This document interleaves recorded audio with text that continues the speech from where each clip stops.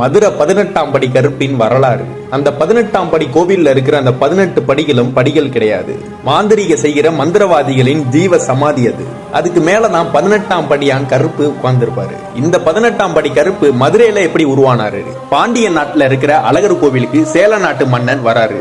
அழகரை பார்த்தோன்னே அவரோட அழகுல மயங்கி பிரமிச்சு போய் நிக்கிறாரு. இந்த அழகரை எப்படியாச்சும் கடத்தி நம்ம நாட்டுக்கு கொண்டு வரணும்னு எவ்வளவோ திட்டம் போடுறாரு. அந்த சேல நாட்டுல உள்ளவங்கன்னா சொல்றாங்க அது ஒரு சக்தி வாய்ந்த சிலை, அதை அவ்வளவு சீக்கிரம் கொண்டு வர முடியாதுன்னு. எப்படியாவது அந்த சிலையை எடுத்துட்டு வந்துடணும்னு 18 மந்திரவாதிகளை ஏற்பாடு பண்றாரு சேல நாட்டு அரசர். அந்த மந்திரவாதிகளும் சொல்றாங்க அந்த கடவுள் ரொம்ப சக்தி வாய்ந்தவர், மாந்திரிகம் தாந்திரிகம்னா செஞ்சுதான் அந்த சிலையை கட்டுப்படுத்தி எங்களால கொண்டு வர முடியும்னு சொல்றாங்க. அதுக்கு நீங்க எங்களுக்கு காவலுக்கு யாரையாவது அனுப்புங்கன்னு சொல்றாங்க.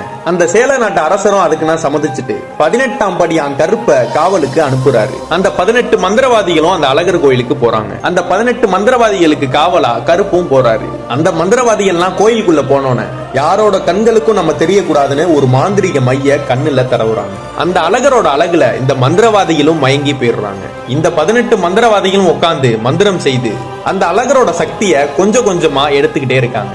இது தினசரி நடந்து கொண்டே இருக்கிறது. அந்த அழகரோட முகப்பொலிவும் கொஞ்சம் கொஞ்சமா குறைஞ்சுக்கிட்டே வருது. இந்த 18ஆம் படி கருப்பும் அழகரை பார்க்கலாமேன்னு போறாரு. அவரும் அந்த அழகரை பார்த்து அழகுல மயங்கி நிக்கிறாரு. இங்க நடக்கிறது எல்லாமே இந்த கோவில் பூசாரி கனவுல அந்த அழகர் சொல்றாரு, என்னை திருடி செல்வதற்காக 18 மந்திரவாதிகள் என் கருவறையில் மறைந்து உட்கார்ந்து இருக்காங்க, என்னை காப்பாற்றுன்னு அந்த அழகரும் சொல்றாரு. இவர் இந்த பாண்டிய நாட்டு அரசர்கிட்ட போய் இதை நான் சொல்றாரு. அந்த அரசரும் ஒரு வழி கண்டுபிடிச்சு தினந்தோறும் அந்த பிரசாதம் வைக்கிற அந்த பொங்கல்ல நிறைய மிளகு சேர்த்து வைக்கிறாங்க. அதெல்லாம் சாப்பிட்ட அந்த 18 மந்திரவாதிகளுக்கும் மிளகோட காட்டத்தினால அவங்க கண்ணுல பூசின அந்த மையினா அழிஞ்சு அவங்களோட உருவனா தெரிய ஆரம்பிக்குது. அந்த 18 மந்திரவாதிகளும் அந்த ஊர் மக்கள் கண்களுக்கு தெரிய ஆரம்பிச்சிட்டாங்க. அந்த மந்திரவாதிகள் இந்த அழகரை எங்கள் நாட்டுக்கு கடத்த வந்தது உண்மைதான், ஆனா அந்த அழகரை பார்த்து அவரோட அழகுல மயங்கினதும் உண்மைதான். அந்த 18ஆம் படியான் கருப்பும் வெளியில வராரு. எனக்கு இங்க இருந்து சேல தேசம் போக விருப்பம் இல்ல, அதனால இந்த கல்லழகருக்கு நான் காவலா இருக்கேன்னு சொல்றாரு. இந்த 18 மந்திரவாதிகளும் நாங்கள் எல்லாரும் செய்தது தவறுன்னு சொல்லி எந்த அழகரை நாங்கள் கடத்த சென்றோமோ அந்த அழகருக்கு காவலா நாங்க இருக்கோம், அந்த பொறுப்பை எங்களுக்கு கொடுங்கன்னு சொல்றாங்க. அதை இவங்க பிறவி பயனா எடுத்துக்கிட்டு அந்த அழகரை காக்குறாங்க.